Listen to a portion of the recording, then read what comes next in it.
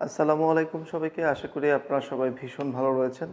আজকে আমরা অষ্টম শ্রেণীর দশম অধ্যায়ে বৃত্ত নিয়ে আলোচনা করব। বৃত্তের বেসিক্যালি কোন টপিক? উপপাদ্য 2। উপপাদ্য 2 কি বলছে? বৃত্তের সকল সমান জ্যা কেন্দ্র হতে সমদূরবর্তী। আচ্ছা, এখন আমার প্রশ্ন, সমান জ্যা বলতে আমরা কি বুঝি?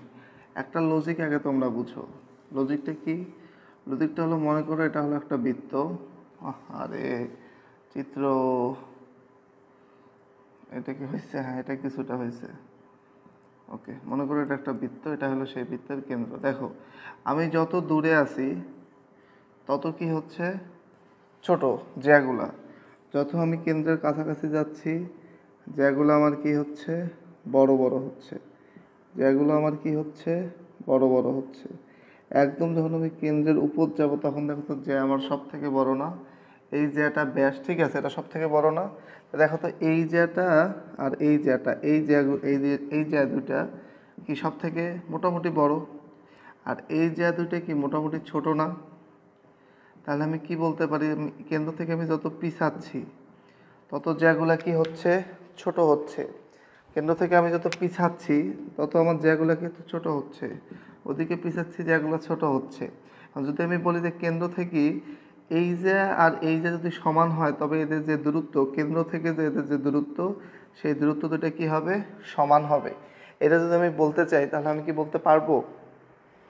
বেসিক্যালি এই আমাদের আজকের প্রশ্নটা এরকমই, যে সমান জ্যা এমন দুটা জ্যা, যে দুটা জ্যা কি হবে? সমান হবে। যেমন মনে করে এর এই জ্যাটা, এই জ্যাটা আর হলো গিয়ে এই জ্যাটা, এই দুইটা জ্যা মনে করো সমান, মনে করো, ইমাজিন করো। তাহলে আমাকে দেখাতে হবে যে কেন্দ্র থেকে এই ভদ্রলোক আর এই ভদ্রলোক, এরা দুই ভদ্রলোক সমান দূরত্বে আছে। কারা কারা? এই যে এই দূরত্বটা আর এই দূরত্বটা, এরা দুইজন কাইন্ড অফ কি আছে? সমান দূরত্বে আছে। এটা আমাকে আজকের এই উপপাদ্যে প্রমাণ করা শিখতে হবে। ওকে, সো আসো দেখি কিভাবে আমরা এটাকে করব। প্রথমেই কি আছে তাকাও। প্রথমেই আমি লিখব, মনে করি অকেন্দ্র বিশিষ্ট। এই যে মনে করো এটা একটা বৃত্ত। টেমা হইলো নাকি? হ্যাঁ, টেমা হয়েছে। চেষ্টা করি, আয় দেখি গোল কতক্ষণে না হবে। এটা নেওয়া যায়? হ্যাঁ, নেওয়া যায়। মনে করি ও কেন্দ্র বিশিষ্ট, এটার নাম দিলাম ও। মনে করি, এই যে আমি লিখতেছি, লেখো আমার সাথে, মনে করি ও কেন্দ্র বিশিষ্ট বৃত্তের, ও কেন্দ্র বিশিষ্ট বৃত্তের, কি বললাম? ও কেন্দ্র বিশিষ্ট বৃত্তের এবি আর সিডি দুইটা সমান যায়, মানে এইটা আর এইটা হলো বৃত্তের দুটো কেমন যায়? সমান যায়। কারণ আমাকে বলে দিচ্ছে যে দুটো কেমন হইতে হবে? সমান হইতে হবে। কেমন হতে হবে? সমান হবে। মনে করি ও কেন্দ্র বিশিষ্ট বৃত্তের এবি এবং সিডি দুটি সমান যায়, সমান যায়। সে জ্যাগুলা কি? এটার নাম হলো এবি, এটার নাম দিব মনে করো আমি সিডি। এই যে সি আর ডি, এটার নাম দিলাম হলো এ, আর এই হলো বি। কী নাম দিলাম? এবি এবং সিডি। ওকে, কটা জ্যা দিলাম আমি? দুইটা জ্যা। এখন কি প্রমাণ করতে হবে? এখন এখানে লেখো যে প্রমাণ করতে হবে, যে প্রমাণ করতে হবে যে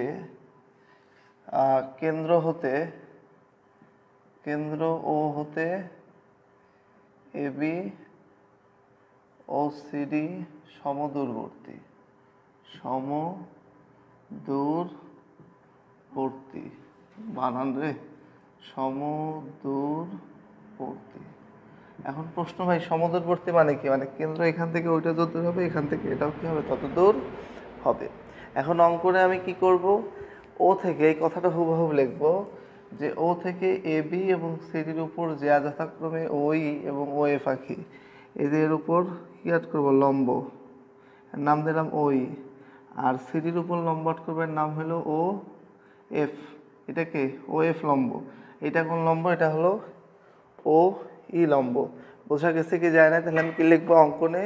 যে কিনা ও কেন্দ্র হতে, এই যে অঙ্কনে কি লিখবো? অঙ্কনে লিখব হলো ও কেন্দ্র হতে এবি ও সিডি জ্যার উপর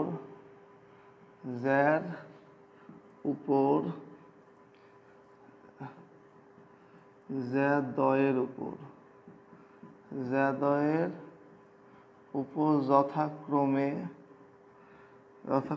কে ও ই এবং এক এবির জন্য ওই এবং সিডির জন্য ও এফ লম্ব আঁকি। এতটুকু শেষ। ওকে, এরপরে লিখতে হবে এই দুটাকে যোগ করব। কোন দুইটা? এই যে ও এ আরেকটা হলো ও সি, আগে যোগ করব, সাথে লিখব ও কমা এ, এটা একটা হলো ও কমা সি যোগ করি এবং দাও ক্লিয়ার করবো। আগে যোগ করব, তাহলে বিবরণটা বুঝি এখান থেকে।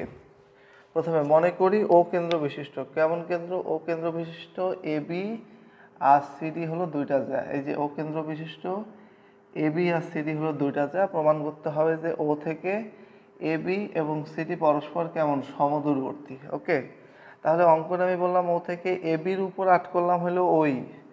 এবির উপর দেখো তো, এবির উপর লম্ব কে? ওই না? ইয়েস। এবং সিডির উপর লম্ব কে হবে? ওএফ। সিডির উপর লম্ব অবস্থায় কি আছে? এই যে ওএফ আছে কি নাই বলো? আছে না? আছে। এখন কি এতটুকু পর্যন্ত আমার বিবরণ শেষ। বিবরণ বলতে বিশেষ নির্বাচন প্রমাণ করতে হবে, অঙ্কন। এই ধাপ শেষ, চিত্র অঙ্কন করব। এরপরে আমরা কি করব?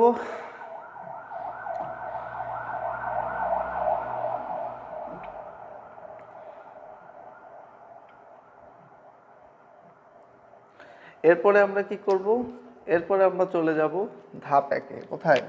ধাপ একে কি বলছে আগে এই কথাটা বুঝো। বৃত্তের ব্যাস ভিন্ন কোনো জ্যায়ের উপর যদি লম্ব আঁকি তাহলে সেটা সমদ্বিখণ্ডিত করে। এটা আমরা আগের ভিডিওতে শিখছি। এক কথায় যদি এটা কোনো একটা বৃত্ত হয়, এটা যদি বৃত্তের কেন্দ্র হয়, মনে করো এটা বৃত্তের কেন্দ্র, এটা হলো জ্যায়ের উপর যদি আমি লম্ব দ্বিখণ্ডক আঁকি, তাহলে এটা কি হবে? জ্যাকে সমান দুই ভাগে ভাগ করবে। জ্যাকে কি করবে? সমান দুই ভাগে ভাগ করবে।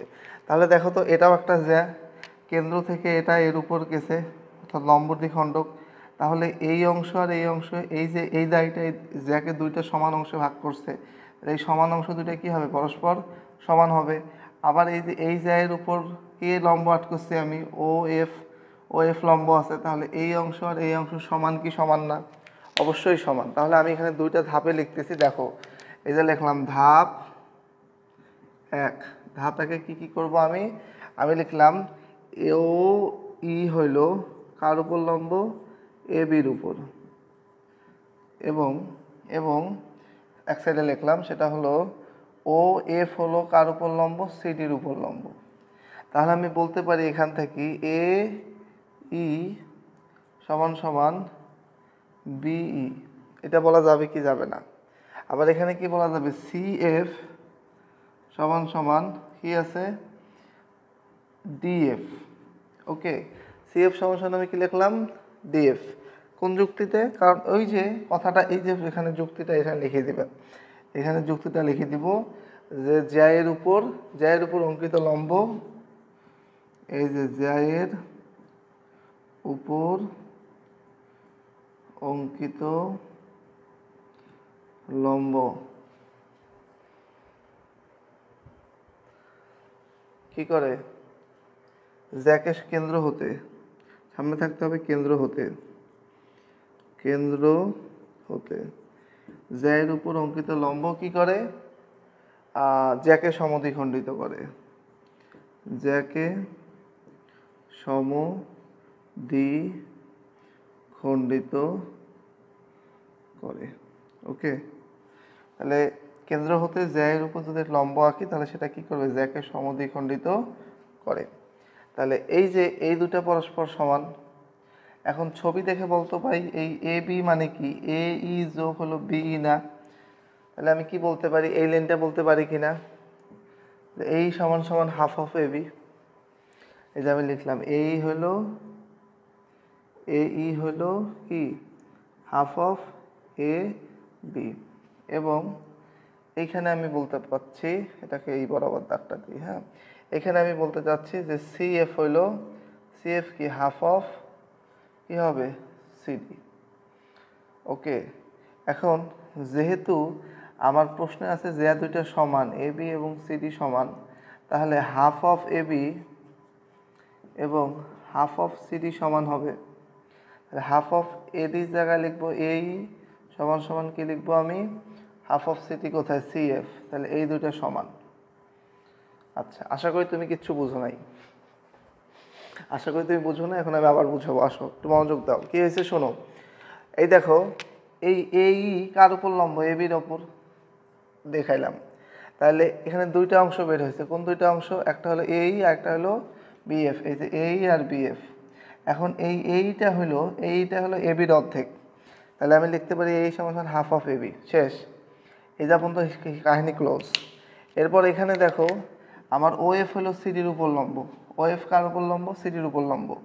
এখন সিএফ সমান সমান কি হবে, ডিএফ সমান সমান দুইটা অংশ বের হয়েছে।